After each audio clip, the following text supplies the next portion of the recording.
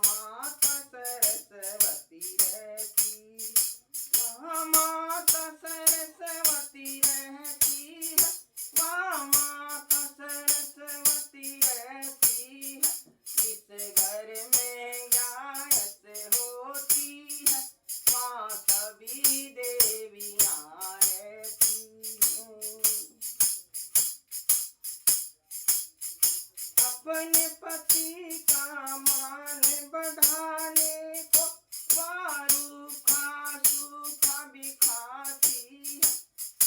अपने पति का मान बढ़ाने को वह रूखा सूखा भी खाती है। दुनिया वालों से छुपाती है, वहाँ गोरा मैया रहती है। दुनिया वालों से छुपाती है, वहाँ गोरा मैया रहती है। वहाँ गोरा मैया रहती है, वहाँ गोरा मैया रहती है। जिस घर में गायस होती है, वहाँ सभी देवियाँ रहती हैं। जो गौ की सेवा करती है, तुलसी की पूजा करती है। जो गौ की सेवा करती है, तुलसी की पूजा करती है और भजन कीर्तन करती है, वहाँ राधा रानी रहती है। जो भजन कीर्तन करती है, वहाँ राधा रानी रहती है।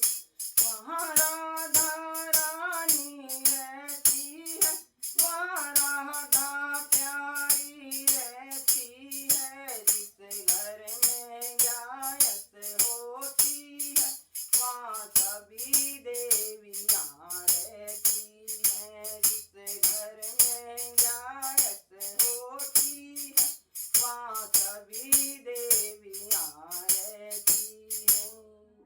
गैस माता की जय।